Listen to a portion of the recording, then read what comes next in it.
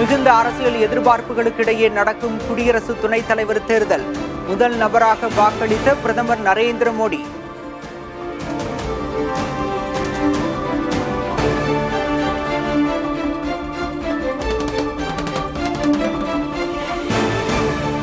சமூக வலைதள தடைக்கு எதிரான புரட்சியால் ஸ்தம்பித்த நேபாளம். 20 பேர் உயிரிழப்பு, நூற்றுக்கணக்கானோர் காயம். அமைச்சர் பதவி விலகல் என தொடரும் பதற்றம்.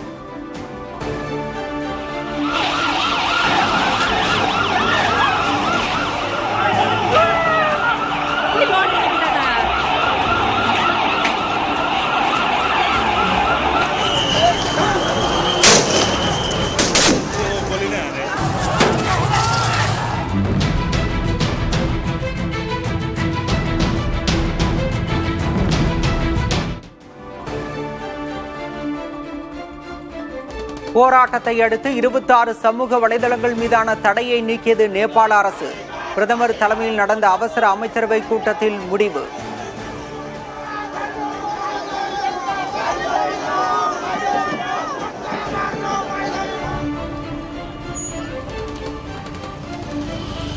நேபாளம் இந்திய எல்லையில் பாதுகாப்பு பலப்படுத்தப்பட்டுள்ளது.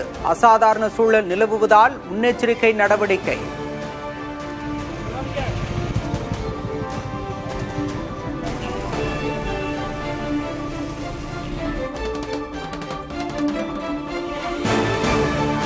சென்னையில் ஆபரண தங்கம் விலை சவரனுக்கு 720 ரூபாய் உயர்ந்தது.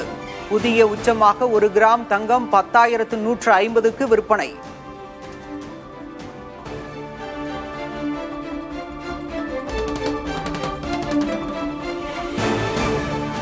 குஜராத்தின் சௌராஷ்டிரா மற்றும் கட்ச் பகுதிகளில் இன்று மிக கனமழைக்கு வாய்ப்பு.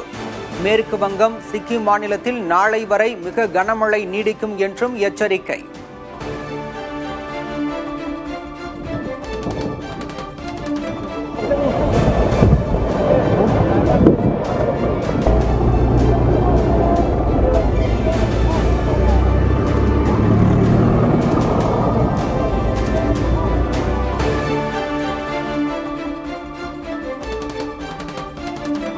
இந்தியா முழுவதும் 25 இடங்களில் கடும் வெள்ளம் பதிவு. மத்திய ஜல்சக்தி துறை வெளியிட்டுள்ள பாதிப்பு பட்டியலில் முதலிடத்தில் உள்ள உத்தரப்பிரதேசம்.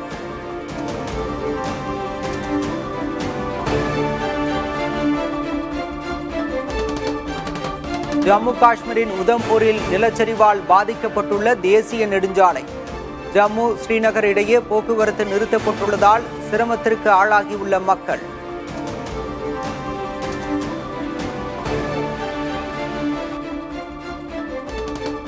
தமிழகத்தில் இன்று 11 மாவட்டங்களுக்கு கனமழைக்கான எச்சரிக்கை. டெல்டா மாவட்டங்களில் மழை தொடரும் என்றும் வானிலை ஆய்வு மையம் கணிப்பு.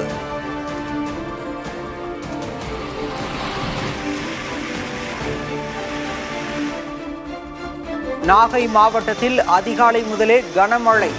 சாகுபடிக்கு தேவையான தண்ணீர் கிடைக்கும் என விவசாயிகள் நம்பிக்கை.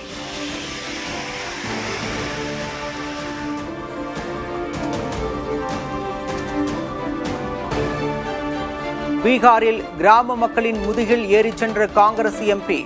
வெள்ள பாதிப்பை பார்வையிட சென்றபோது தண்ணீரில் நனையாமல் இருப்பதற்காக சொகுசு.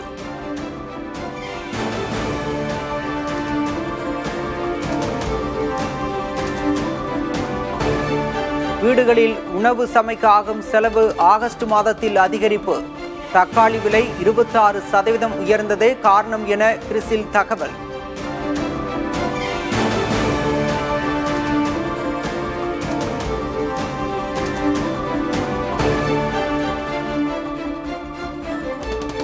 பணி நிரந்தரம் கோரி சென்னை ரிப்பன் மாளிகை அருகே 2வது நாளாக போராடிய தூய்மை பணியாளர்கள் அனுமதியின்றி போராட்டத்தில் ஈடுபட்டதாக கைது செய்தது காவல்துறை.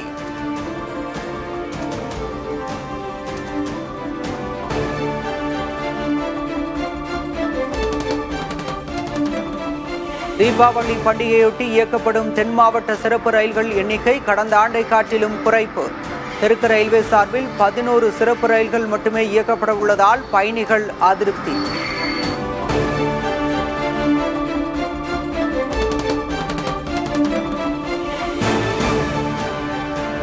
சென்னையில் ரயில் நிலையங்கள் மற்றும் பொது இடங்களில் செல்போன் திருட்டில் ஈடுபடும் நவோனியா கும்பல். எச்சரிக்கையுடன் இருக்குமாறு மக்களுக்கு ரயில்வே பாதுகாப்பு படை வேண்டுகோள்.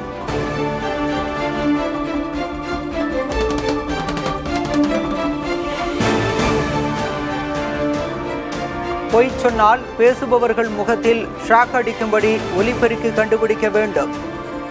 அதனை நாடாளுமன்றத்திலும் சட்டமன்றத்திலும் வைக்க வேண்டும் என கவிஞர் வைரமுத்து பேச்சு. அவர் மூஞ்சியில் ஷாக் அடிக்கிற ஒரு ஒலிபெருக்கி இருந்தால் நாட்டில் பல நன்மைகள் நடந்துவிடும்.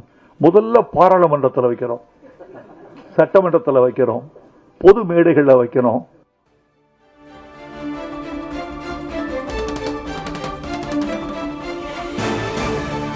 பீகார் தேர்தலில் நிதிஷ்குமார் 25 தொகுதிகளில் வென்றால் அரசியலிலிருந்தே விலகுகிறேன். தேர்தல் வியூக நிபுணரும் ஜன்ஸ்வராஜ் கட்சி தலைவருமான பிரசாந்த் கிஷோர் சவால்.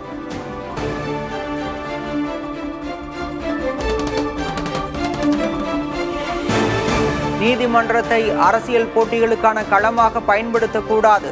தெலுங்கானா முதல்வருக்கு எதிரான வழக்கில் பாஜகவிற்கு உச்சநீதிமன்றம் கண்டிப்பு.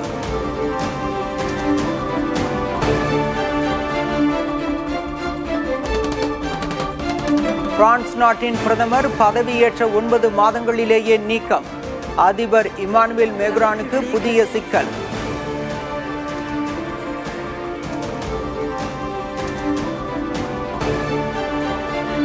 காசா நகரை விட்டு பாலஸ்தீன மக்கள் வெளியேற வேண்டும். இஸ்ரேல் பிரதமர் நெதன்யாகு வலியுறுத்தல்.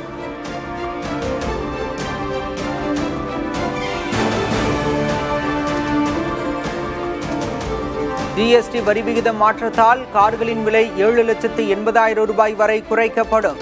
சொகுசு கார் தயாரிக்கும் ஜெர்மனியின் ஆடி நிறுவனம் அறிவிப்பு.